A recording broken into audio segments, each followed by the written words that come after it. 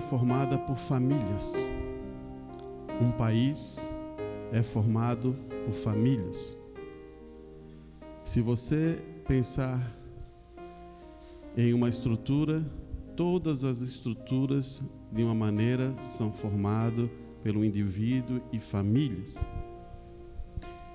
E muitas vezes em nossa jornada de fé, passamos muitas provas e muitas lutas.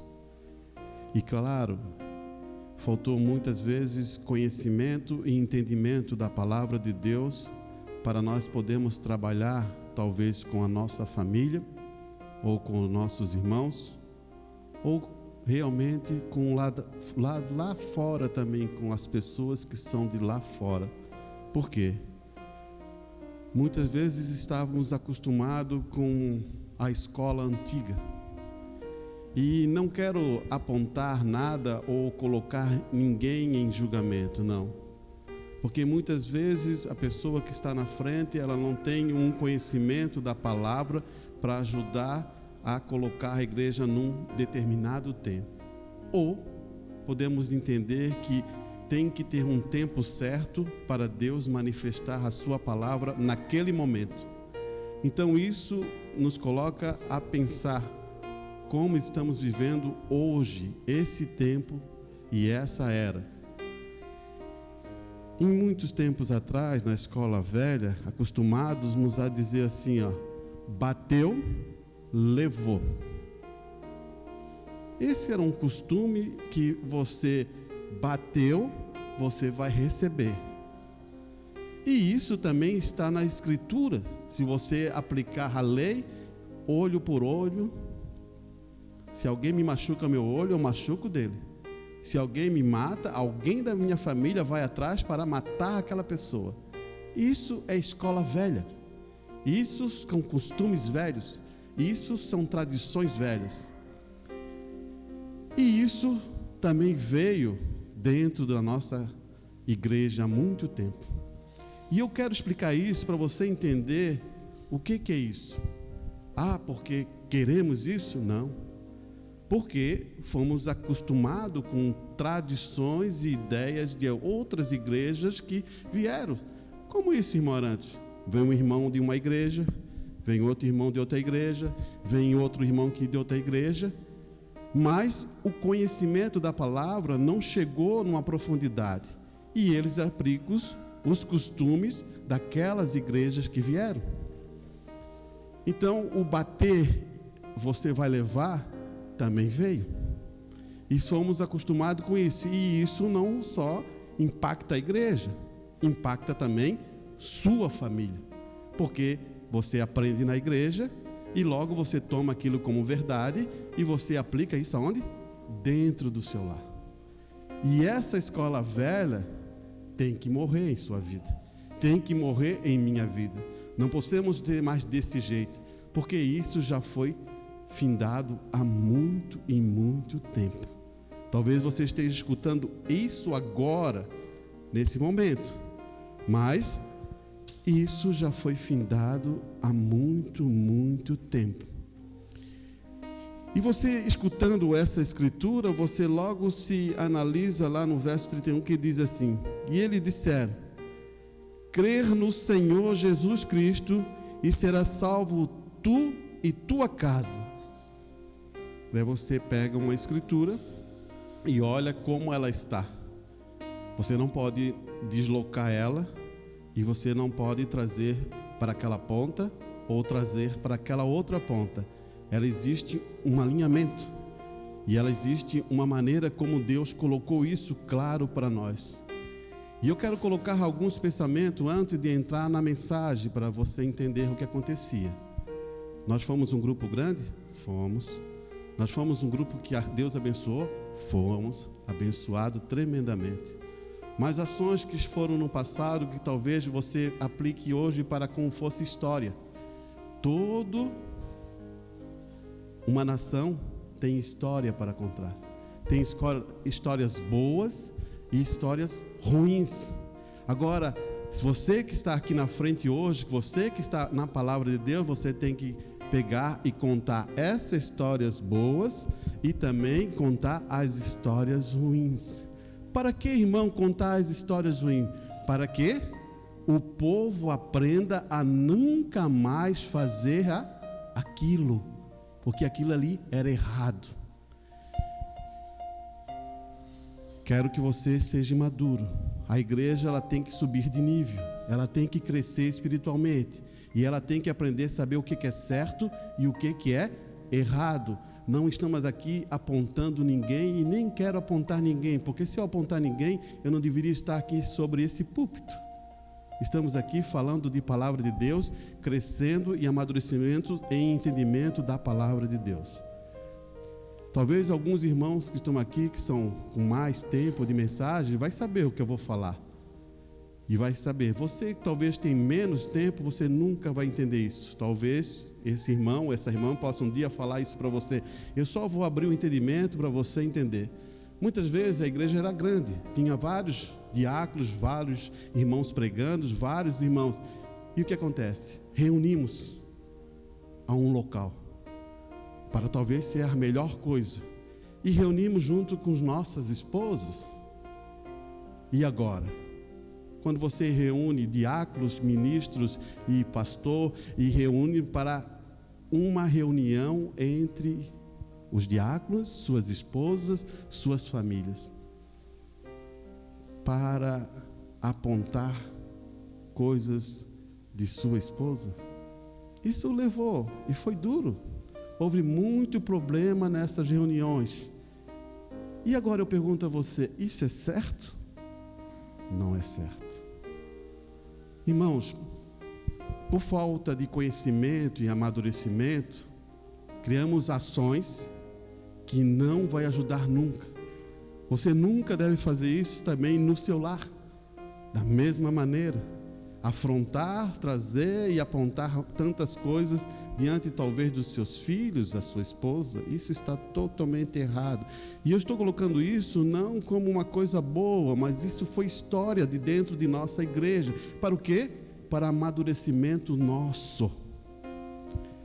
Eu quero que você entenda, se nós fizermos uma reunião hoje, se nós abríssemos uma reunião hoje para chamar nossas esposas e falar, a gente falaria coisas boas de nossas esposas. Eu não ia pegar nenhum irmão para chegar aqui e apontar assim, não, minha esposa é isso e aquilo, não, estaria errado. Porque você é o esposo, você é o cabeça da sua casa, você lidera a sua casa. Então, a esposa é o espelho seu. Como a igreja, escute bem que eu vou falar para você, talvez isso seja hoje uma conversação entre família. É a manifestação tua, porque a igreja tem que manifestar quem? A Cristo. A tua esposa tem que manifestar quem? A você. Varão, irmãos, homens, você tem responsabilidade grande em sua casa. Irmã, você tem grande responsabilidade em sua casa. E é isso que eu quero ler um pouco hoje, quero trazer esse assunto. Você segurou as bases? Vamos entrar em uma profundidade um pouco que precisamos. Você quer ter uma igreja forte e madura? Você tem que ter famílias maduras, reforçada na palavra de Deus e compreendendo a Escritura como ela é. Então, o que aquele carcereiro falou a Paulo e Silas? Ele falou assim, como devo o quê? Me salvar. Esse é o ponto. Igreja, como você deve se salvar? Escute bem aqui. Lembre-se do conselho de Paulo, que deu ao carcereiro, em Filipenses ele diz, creia no Senhor Jesus e você e sua casa serão salvos. Então você primeiro tem que você crê. É o seu filho que tem que crer? Não. É a sua filha que tem que crer? Não. É você que Deus chamou. Ah, foi a esposa que chamou? Então você creia. Ah, foi o esposo que te chamou? É você crer. Não é aquela pessoa que Deus ainda não chamou para crer. Então é você. E ele está definindo algumas coisas importantes. Na mensagem, o homem malvado dessa cidade, um dos homens malvados dessa cidade, essa é a mensagem do irmão Branda, ele diz assim, deixe-me dizer isso. Quando o romano foi convertido, que romano é esse? Paulo. O carcereiro de Filipe, lá em Filipos, ele disse, O que posso fazer para ser salvo? A maioria de nós diria: não beba mais, ou não fume mais. A maioria diria isso. A pergunta é outra. Você está captando? A pergunta é totalmente diferente. Para você não ter problema de saúde, é bom você não beber. Se você está continuando a fumar, olha, pode dar problema nisso. Mas essa não foi a pergunta. A pergunta foi sobre salvação. Olhe bem aqui. O que posso fazer para se salvar? A maioria de nós diria o quê? O que não fazer? Pare de beber, pare de roubar, pare de mentir, pare de fumar. Mas essa não é a pergunta. O que eu devo fazer? Paulo disse: crer no Senhor Jesus Cristo. Ele respondeu a pergunta? Para você ser salvo, você é obrigado a crer em quem? No Senhor Jesus Cristo. Porque a transformação daquela pessoa não vem antes de você crer aonde? Em Cristo, ou melhor, em sua palavra. Você não vai se transformar antes de primeiro você crer na palavra de Deus. É como você fazer tudo o inverso. Primeiro você tem que ser bonzinho. Primeiro você tem que ser certinho, para depois eu ir para a igreja e agora eu vou ser abençoado. Você está fazendo o caminho inverso e nunca vai o quê? Funcionar. Olha aqui. O que fazemos? E Paulo disse: crer no Senhor Jesus Cristo, e tu, agora está apontando, tu e tua casa serão salvos. Diga, quando o homem é salvo, isso salva a sua casa? Essa é a pergunta que o irmão Brano está dizendo. Quando o homem é salvo, ele salva a sua casa? Sabe o que ele diz? Não. Ficou difícil agora? Ficou estranho? Agora vamos entender por que ele está falando isso. Mas se ele tem fé, olha, escute, quando eu sou salvo, alguma coisa mudou em minha vida. Agora ele está explicando por que quando o homem é salvo, ele não salva a sua casa, porque tem outro detalhe para subir. Olha o que ele vai dizer. Mas se ele tem fé suficiente para se salvar, ele tem fé suficiente para que a sua casa seja salva também. Primeiro, ele aplicou essa fé para quê? Salvar quem? A ele. Agora ele tem que aplicar essa fé para salvar a sua casa. É outra ação. A fé é a mesma, mas é outra ação. Como é que você salva a sua casa? Como é que você faz isso? Tem que ter uma manifestação, tem que ter uma ação, tem que ter o quê? Uma atitude sua. Você olha e seus filhos olham para ti, ele está mudado? Essa pessoa que recebeu fé? Ou você ainda não está mudado e os seus filhos não olham para você e dizem assim: falta muito ainda. Escute bem o que o irmão Brano está aplicando aqui então. Vamos reforçar isso de novo. Mas se ele tem fé suficiente para ser salvo, ele tem fé suficiente para que a sua casa seja salva também. A mesma fé que o salvou. Você vai aplicar a mesma fé que te salvou em seu lar. Então, o que nos coloca nesse pensamento daí?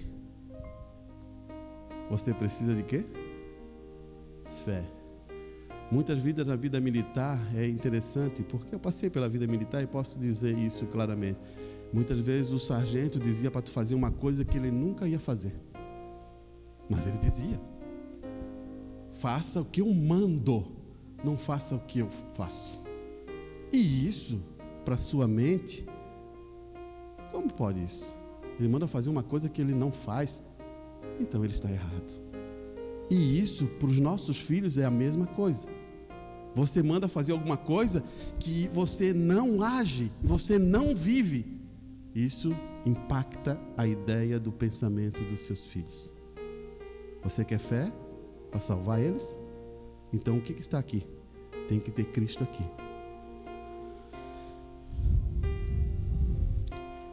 Escute bem aqui, ó. Esse é um testemunho, né? Mas vamos colocar esse testemunho para você entender. Eu estava ouvindo a fita do vídeo de Billy Paul, o filho do irmão Branham, né? Enquanto ele estava sendo questionado por adolescentes que estão sendo educados nesta mensagem. E o tema geral do seu testemunho foi a maneira pela qual o seu pai, o irmão Branham, conduzia a sua casa da mesma maneira que fazia no púlpito. Ele estava perguntando, o irmão Branham era a mesma coisa no púlpito que em sua casa? E ele manteve a bandeira, daí ele vai dizer assim, ó, Billy Paul está falando isso, ele manteve a bandeira do amor, a graça e a reverência de Deus em sua casa, em todos os momentos. Dirigia a sua família, e ele literalmente aplicou o sinal à sua casa. Hoje, irmãos, eu quero ser bem tranquilo e quero que você entenda. As regras o irmão Branham não criou.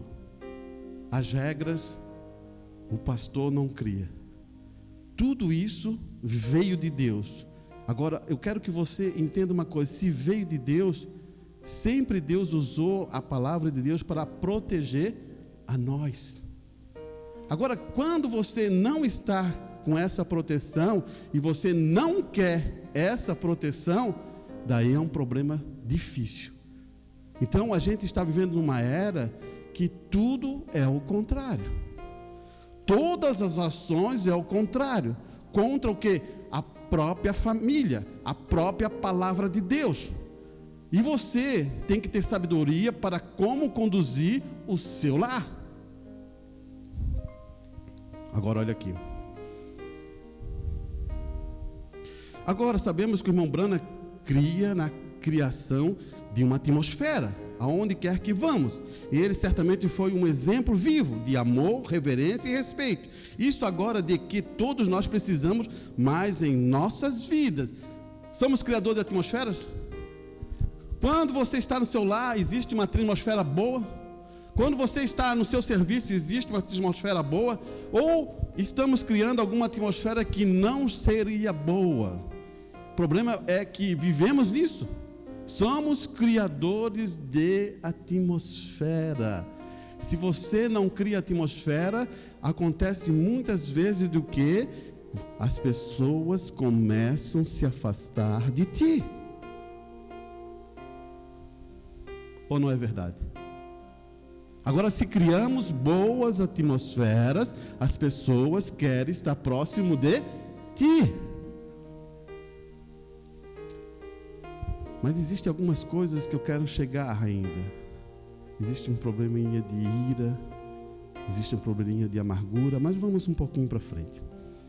Acho que hoje precisamos abordar novamente essas questões em nossa casa, a casa de Deus, porque acho que é onde estamos errando o alvo hoje. Devemos estar tão cientes da presença de Deus que acharia muito difícil fazer as coisas em nossas próprias casas, sabendo muito bem que Ele está em nossa casa, observando tudo o que fazemos e dizemos. E já que Deus conhece os próprios pensamentos de nossos corações, esse é um ponto importante, irmão. Você não vai enganar Deus. Eu posso... Olha, interessante, né? O Arantes pode enganar o Arantes. Você pode se enganar. Mas você e eu não enganamos a Deus. É tão tremendo isso que você cria um mecanismo para enganar você. Ou você não acredita nisso? E cria.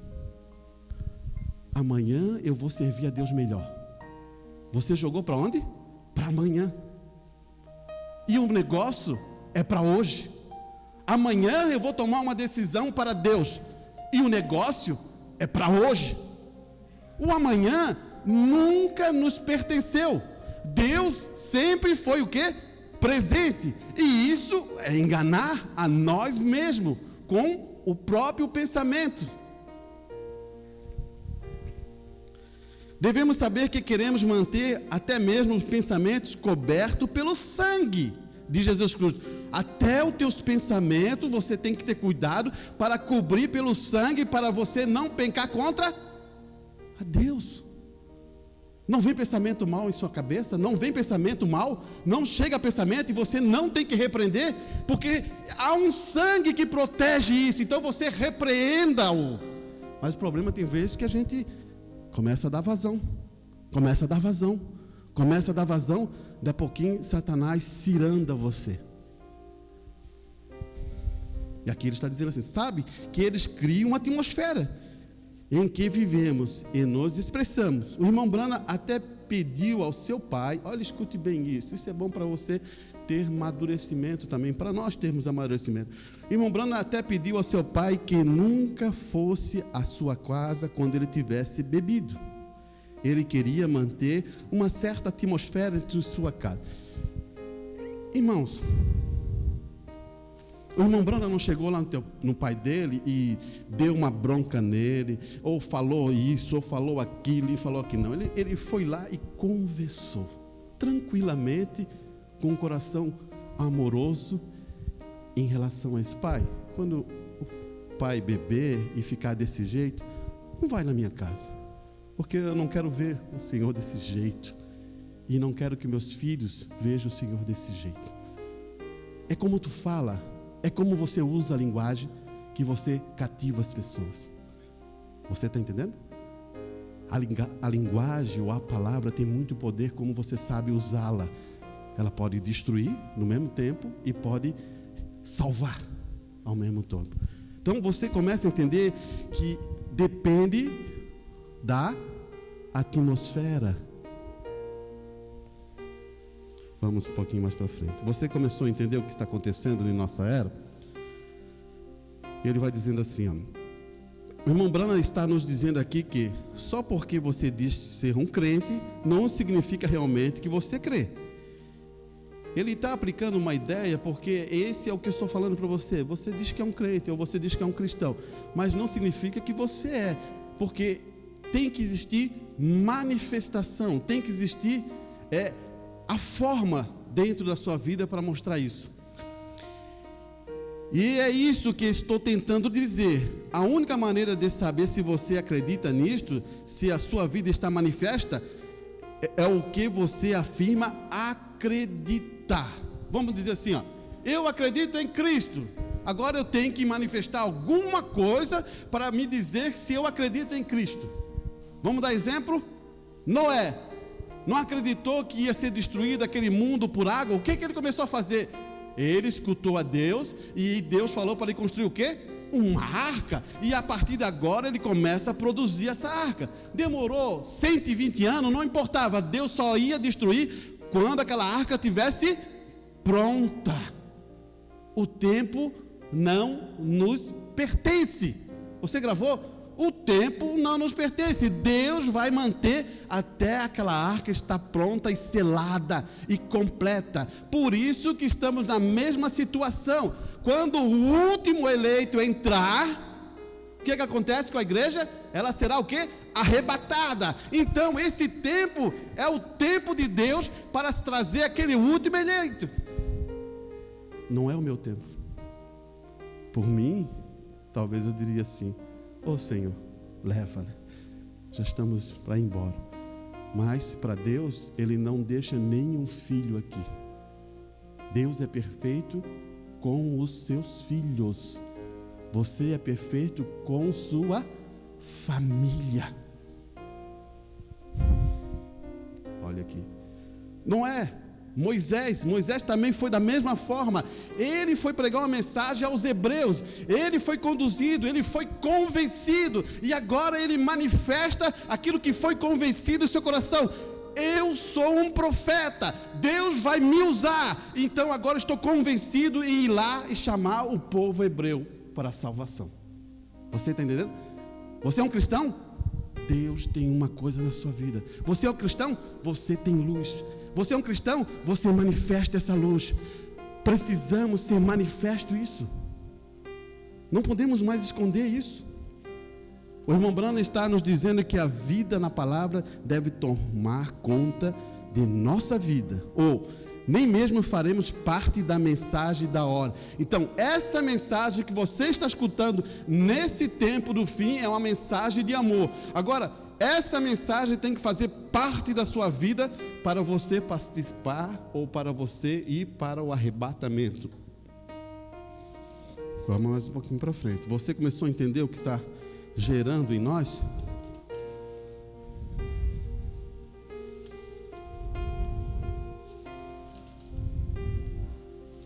Vamos ler Efésios. Efésios no capítulo 4. Só para dar uma noção, no versículo 26. 4, 26. Ele diz assim: esses são pontos que Paulo usa e já usou em Efésios para entender o que está acontecendo. Quando Paulo está falando para a sua igreja, ele está recebendo inspiração e revelação de Deus, e Paulo sai de cena e a palavra é manifesta.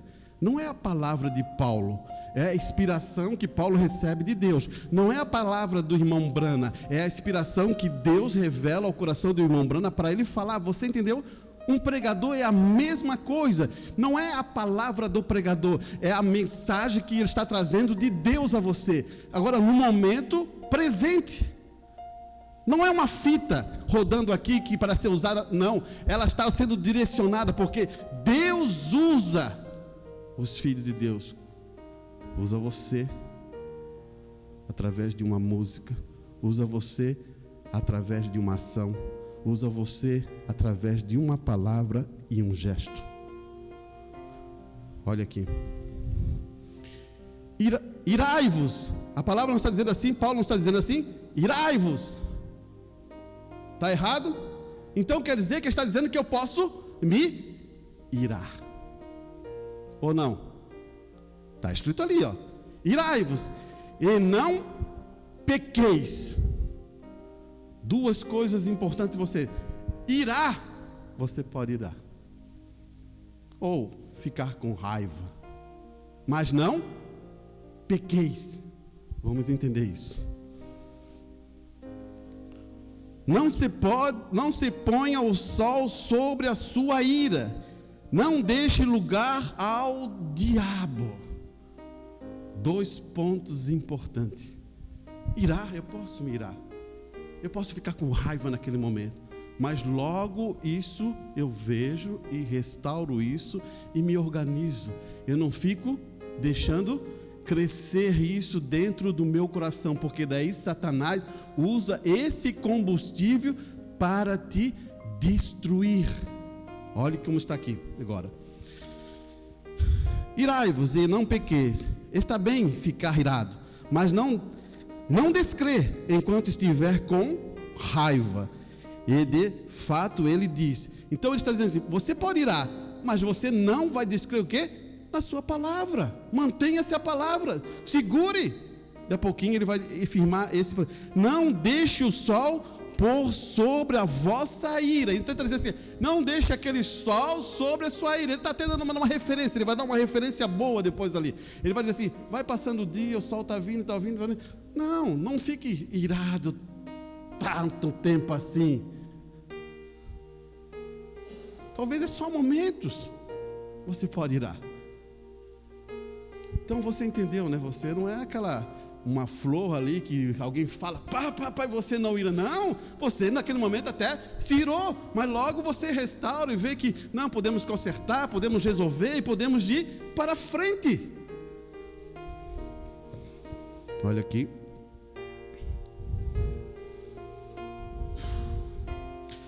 Está bem ficar irado, mas não descrer enquanto estiver com raiva. E de fato ele diz, não deixe o sol sobre vossa ira. Em outras palavras, é normal usar a raiva para produzir um resultado adequado. Olhe bem, irmãos, não vai entrar para o caminho errado.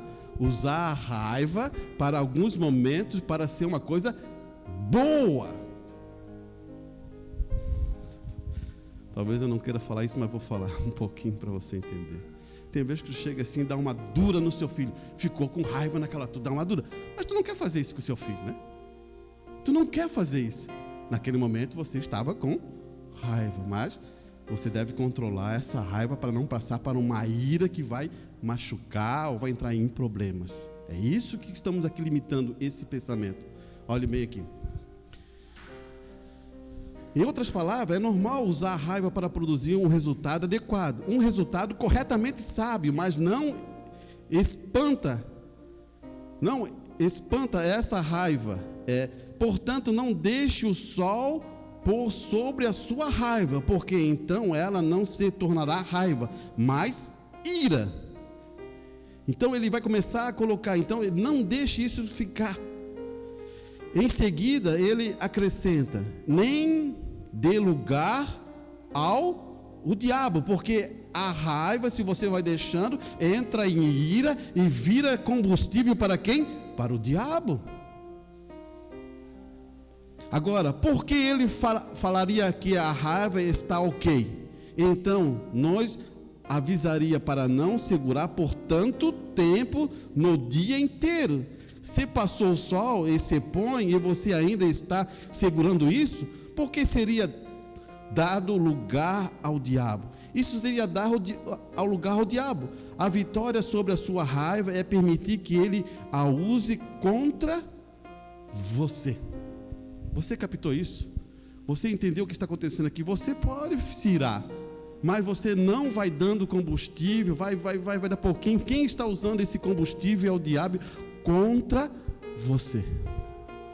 É difícil isso, né? Todos nós somos sujeitos a isso. Agora Deus, Ele está amadurecendo os nossos sentidos para termos controle das nossas emoções. E para você ter controle das suas emoções, você tem que estar submisso à palavra de Deus. Primeiro você tem que reconhecer que essa palavra é verdade, para depois o Espírito Santo controlar as suas emoções. Enquanto você não conseguir contemplar a palavra, você não controla as suas emoções. Olha aqui, vamos mais um pouquinho para frente. Agora estamos em Efésios 29, capítulo 4, no mesmo versículo. Esse aqui é uma coisa importante, porque Paulo está afirmando essa ideia para não irar, né? Ele vai colocando, depois ele fala assim: não saia da vossa boca nenhuma palavra torpe, mas só o que for boa para promover edificação, para que dê graça aos que ouvem. Irmãos, Paulo está falando para quem? Para fora ou para dentro da igreja? Para dentro da igreja. O que ele está querendo dizer? Se tu tens sabedoria, se tu está dentro da presença de Deus, toda a tua palavra, ela vai ter um toque especial. Ela vai ter utilidade para o ouvinte. Em nosso lar é a mesma coisa. Se você usa a palavra, você tem que usar a palavra para ter benefício. Você fala com seu filho, você usa a palavra para ele ter crescimento. Você fala com sua esposa, você usa a palavra para ter contato e amadurecer o casamento. A palavra é espírito. Como você trata a sua esposa é o que você é, ou vice-versa. Se lembra da escola velha? Você se lembra da escola velha? Você quer ficar na escola velha? É mais fácil eu falar mal da minha esposa ou falar coisa boa da minha esposa?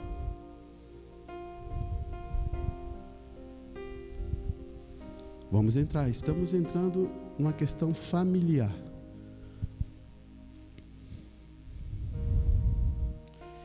Em outras palavras, controle a sua língua. E qualquer palavra que não ministra graça ao ouvinte, apenas deixe ir e nem mesmo fale. Se eu sei que eu vou falar uma coisa que não vai ajudar, se eu sei que eu vou falar mal, eu não falo. Eu apego essa muralha de dente e tranco a minha língua. É preferível morder a língua. Só para a gente ter uma ideia, né? Não é que isso vai fazer, né? Senão a gente vai ficar sem língua, né? Porque tanto morder a nossa língua. Vamos continuar.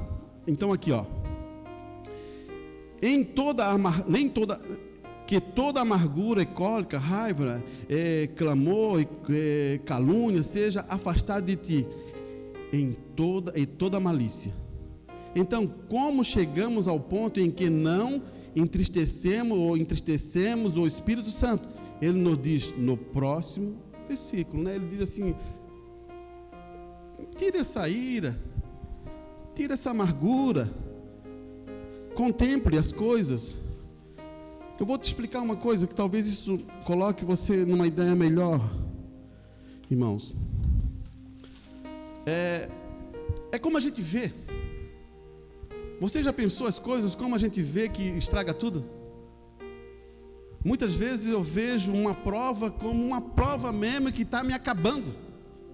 Mas quando eu vejo aquela prova e olho que aquilo ali é um benefício para a minha vida, que eu vejo que Deus está me lapidando em algum detalhe, eu passo a prova com força e coragem.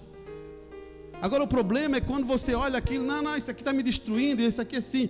E outra coisa, irmão, graças a Deus que o Espírito Santo me lembrou, não seja vítima. A partir da hora que você abre o teu leque para dizer que é vítima, você está em uma situação frágil, e Satanás vai te botar um monte de pensamento em sua cabeça, e vai dizer assim: é verdade, eles falaram isso, é verdade, aquilo está acontecendo assim porque aquele outro não te ajudou, é verdade, aquilo está acontecendo aqui porque isso, porque você se tornou uma vítima. Olhe bem o que acontece com Cristo. Ele se torna uma vítima. Ele vai cumprir as escrituras. Ele não importa quem seja que vai fazer o papel do carrasco, aquele que vai cuspir em sua cara, aquele que vai botar a coroa de espinho, mas ele não se torna vítima. Ele toma a posição do que ele tem para fazer. Irmãos, você veio aqui para manifestar o quê? Cristo, manifestar a Deus. Então você cumpra essas escrituras. Manifeste a Cristo no seu falar, no seu agir. O problema é que muitas vezes em nossas vidas as barreiras vêm, as circunstâncias vêm, e os problemas vêm, e você não tem coragem de admitir aquilo, você se torna vítima. Esse é o problema. Não faça isso. Nunca se torne vítima. Deus não quer que você seja dessa maneira. Quer ver uma vítima que não podia, ele poderia dizer que é vítima? José do Egito. Os irmãos dele jogaram dentro do buraco. Ele berrou, gritou. Depois ele chega lá, está lá no cárcere, lá trabalhando, lá no cárcere, preso 14 anos. Ele podia dizer: não, Senhor, eu não fiz nada, porque estou aqui. Você está entendendo? Daí você começa a ver as pessoas, quando entram de vítima, elas não vencem as suas batalhas. José do Egito não se tornou vítima, tomou posição e ficou. Um dia Deus tomou, agora ele está perfeito para botar aonde deve ser. Quando você ainda se torna vítima, você vai ficar trabalhando, agindo desse jeito, até você estar num ponto que Deus quer. Irmãos, nunca faça isso em sua vida. Aplicar, achar que você não. E se você é o mais forte, aplique, mostre, manifeste com simplicidade e com humildade.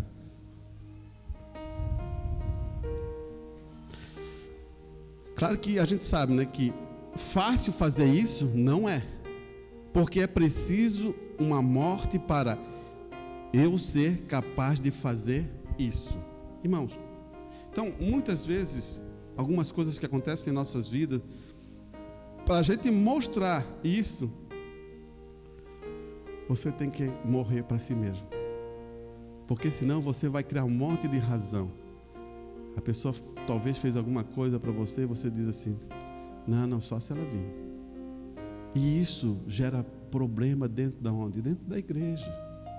Amadurecimento, crescimento dentro do lar. E isso nos joga em situações que a gente tem que vencer. A palavra é sublime sobre isso. Vamos um pouquinho para frente para você entender o que eu estou falando. Você pode pular um pouquinho, versículo 5 de Efésios, no verso 22, ele fala assim, ó.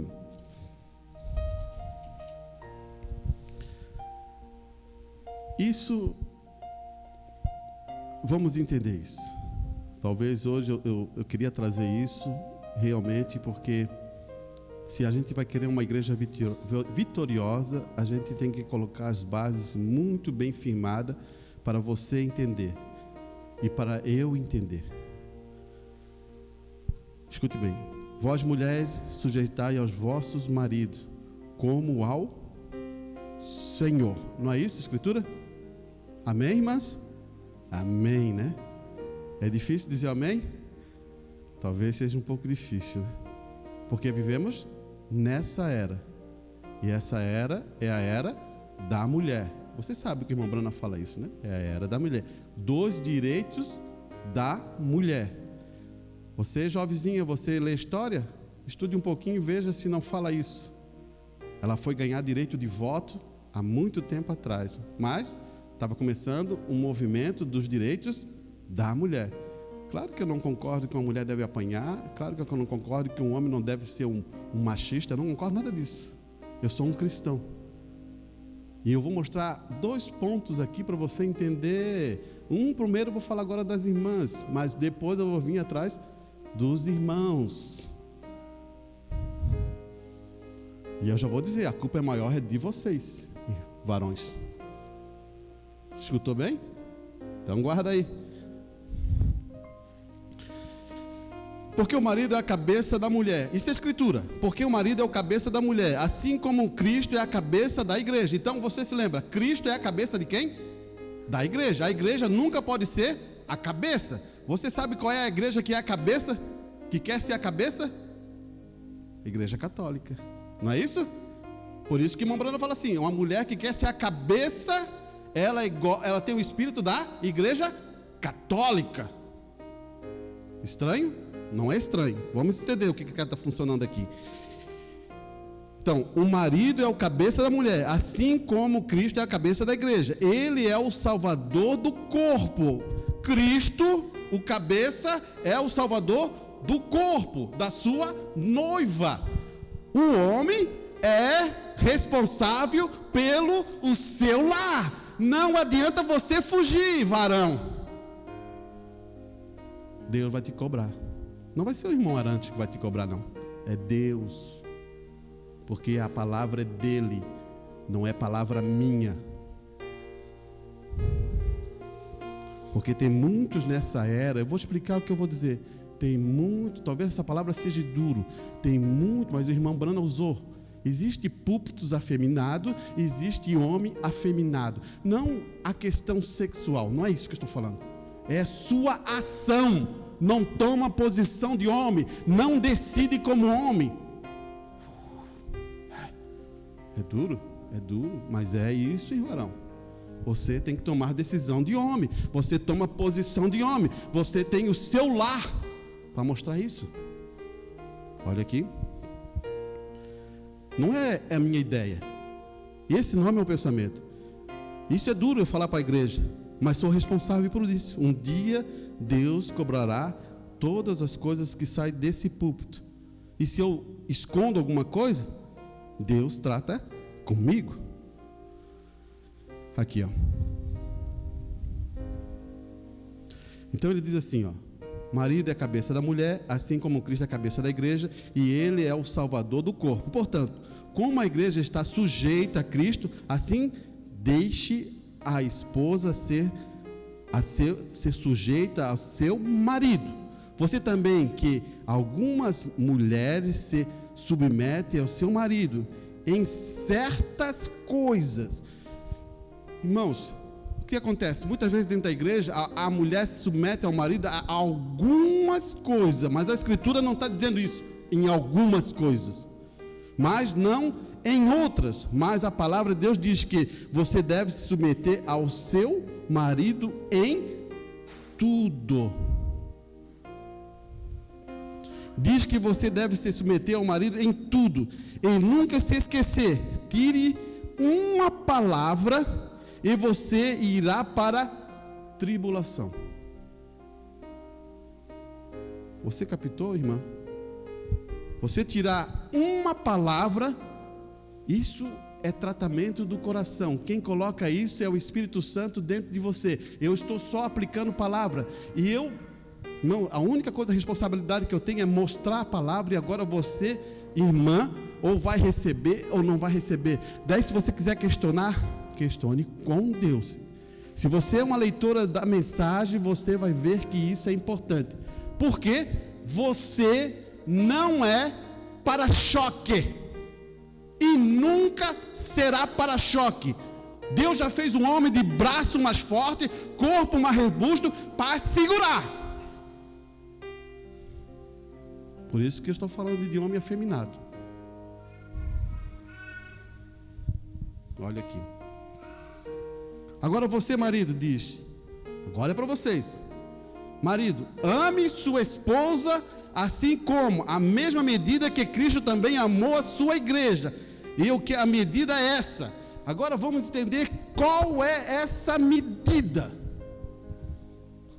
Você ama mesmo a sua esposa? Então você tem que ter a mesma medida que Cristo amou a igreja. Agora, você é a igreja. Você viu o que aconteceu com você? Você viu como você estava andando? Você viu como você viveu? Você viu tudo isso? E Cristo amou você e salvou você para estar no grupo da noiva do Senhor. Você vê que isso aí é duro?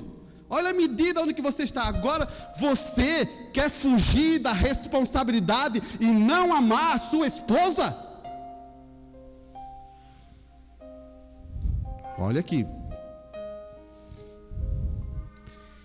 E que medida é esta? Ele nos diz: e se entregou por ela. Seu dever é amar sua esposa. Não diga que você tem que gostar de tudo que ela faz ou faz, mas o seu amor será expresso por você e entrará para aperfeiçoamento dela. Então, irmãos, é a mesma coisa aqui. Vamos ver um casal. Um casal, nem tudo que a tua esposa faz você vai gostar. Mas não é por causa disso que você não vai amar a sua esposa. Vire o quadro e o disco é a mesma coisa. Nem tudo, tem vezes que você olha no marido, você também vai gostar. Mas não faz isso, você está submissa ao seu marido. Somos diferentes. A mulher tem um espírito de mulher, o homem tem um espírito do homem. Mas Deus, lá no princípio, por sabedoria divina, Ele aplicou isso. Eu não nasci mulher, e você também, mulher, você não nasceu homem. E já vou dizer para você, irmã, a responsabilidade do homem é muito maior que a das mulheres. Olha aqui. Sempre a Bíblia diz, o amor é expressado em... Como é que é o amor?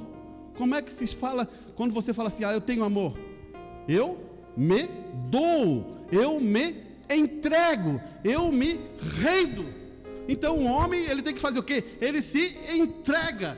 Vou te explicar isso para você entender numa mensagem que meu Branda diz. O homem vai lá, luta, vai lá naquele boxe, luta, e ele leva soco, ele se machuca, ele se quebra todo, e ele chega assim, ele ganha aquela luta, ele pega aquele valor todo e dá para a esposa. Estranho isso. Ficou bom, irmã? Você captou uma coisa aqui? Que ele está lutando para o seu lar. O benefício é a bênção do lar. Se ele está lutando por um benefício maior, seu lar, sua esposa e seus filhos.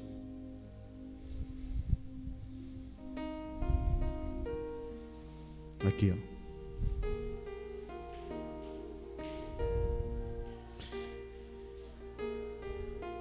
Então, o amor é dar. João 13:16, né? Porque Deus amou, vamos ler isso aqui, é bom, só para a gente reforçar o pensamento, né? 3:16, ele vai dizer aqui. Porque Deus amou o mundo de tal maneira que deu o seu Filho unigênito, para que todo aquele que crê não pereça, mas tenha vida eterna.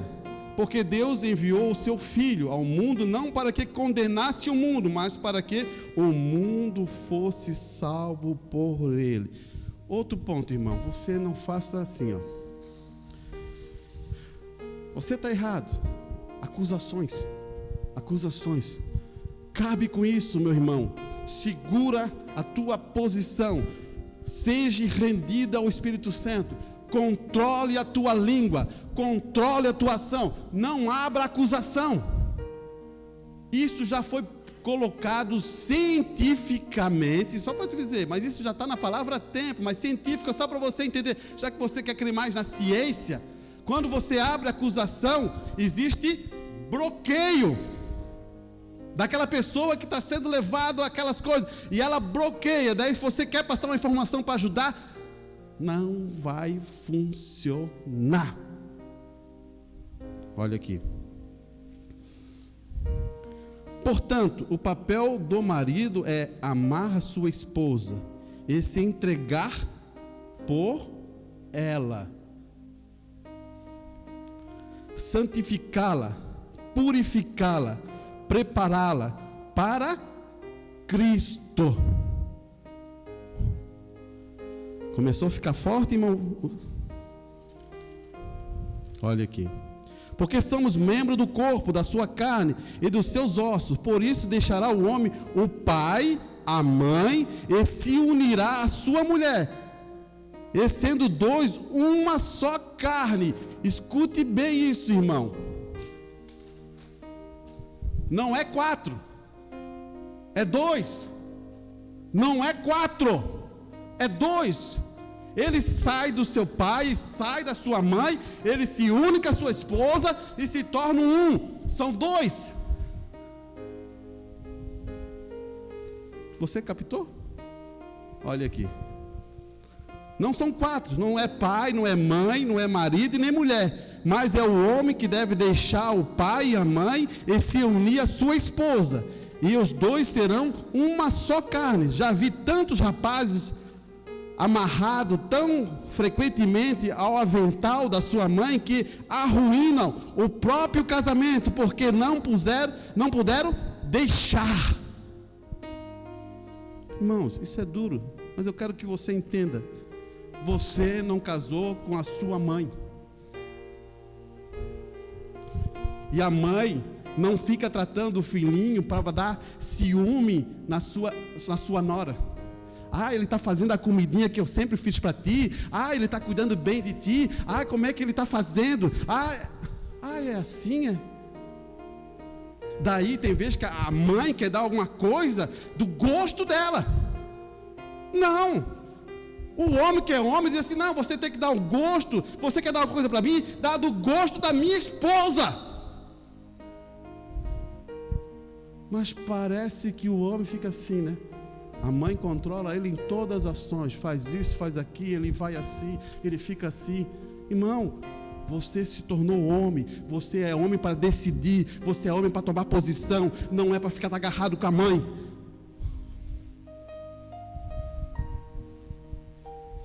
Isso é escritura.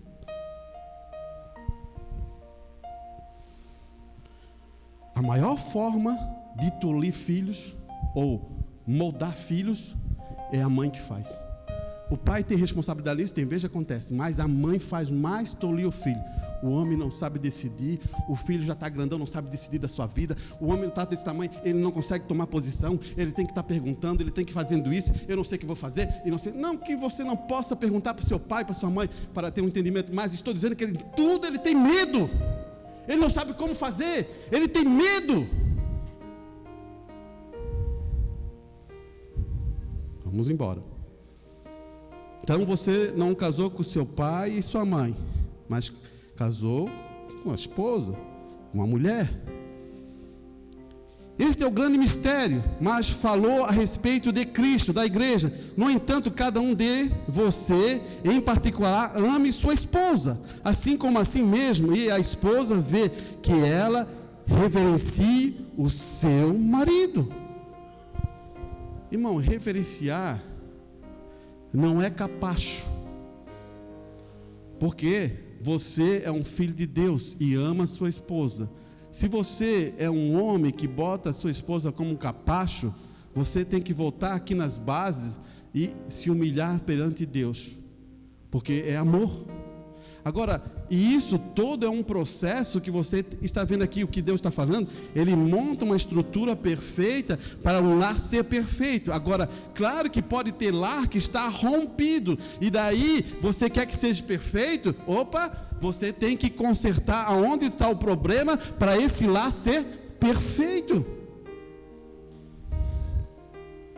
Olha aqui, amargura, ira, mantemos fora. Então tome cuidado, gente. Nunca deixe a amargura governar a sua vida. Já vi casamento bons, mas então a esposa começa a fofocar com alguém que não tratou o marido como devia em respeito. Preste bem atenção nisso, irmão. Talvez isso vai ajudar muito a gente a entender. Ó, tá aqui. Você está olhando para uma pessoa que não trata bem o marido e começa a achar que isso é certo. Opa! Você olha para aquela irmã e aquela irmã trata o marido mal. Daí você acha que aquilo ali é certo. Você mesmo vai cair numa cilada. Vamos escutar isso. Mas então, a esposa começa a fofocar com alguém que não tratou o marido como devido respeito. E a próxima coisa que você sabe é que a esposa começa a fazer o mesmo com o próprio marido. Isso está errado. E um dia o tirará do reino de Deus. Então, o que mantém o reino? Paulo diz: o que mantém o reino? Talvez isso nos coloque em uma posição mais pensando, né? Irmãs, a palavra veio para benefício nosso, bênçãos nossas. E se você é o varão, é o homem de Deus, você já tem que amadurecer isso em seu lar. Para ter o quê? O lar, ele cresce em benefício da palavra de Deus. O lar não cresce em benefício da minha vontade. Porque Deus já conhecia o que aconteceria nesse tempo e nesta era. Ele saberia como o Espírito estaria aqui. Por isso que ele já aplicou a palavra para fortificar quem? A família, irmão. Ele já veio trazendo a palavra de Deus para fortificar o lar. Agora, você acha que Deus se enganaria em falar isso? Várias situações na era foi acontecendo isso, e várias situações por causa disso rompeu-se. Agora, o benefício de você entender, você é o esposo, você é responsável por isso. Gere fé, que é revelação, para salvar quem? A sua família. A sua família. Deus, eu quero que as irmãs entendam. Talvez você vai dizer assim: mas existiu várias irmãs de Deus. Eu posso dizer que existiu Ana, né? Tomou posições, Débora, que tomou decisões e falou assim: ó, você não vai fazer, varão, você não vai fazer, a honra não será tua. Ela não queria tomar essa posição, mas ela disse assim: você não fizer, a honra não será tua. Porque o homem que é para decidir não está ali. Você está entendendo? O homem que é para tomar posição no lar não está ali. E daí aquela mulher toma a decisão, por exemplo, diz assim: ó, por quê? Porque tu não estava na posição que devia tomar. Agora, Deus sempre tratou assim. Escute bem, minha irmã. Talvez isso seja difícil. Deus trata com Abraão. Abraão, Deus está tratando diretamente com Abraão. Sara faz parte de Abraão. Tudo que acontecer de problema com a Sara, quem sofre? Abraão. Por isso que Deus nunca vai destruir Sara, porque se vai destruir Sara, quem sofre? Abraão. Você vê o benefício que está aqui? Então você começa a entender que Deus trata com Abraão muitas coisas de fé. Abraão não fala para Sara. Na hora que ele vai fazer o sacrifício de Isaac, ele não fala para Sara, porque a Sara ia cair em desespero, porque Deus trata com o varão. Daí o varão está com problema. Daí Deus tem que analisar e ir na esposa. Não seja negligente, meu irmão. Sabe o que aconteceu com a nossa era? E se você tem olhado um pouco, irmã, vou dizer para você: o homem sentou e a mulher teve que correr atrás. O homem sentou e daí ela tomou 2 posições no lar. Ela tem que correr atrás e ainda tem que chegar no lar, dar conta do lar.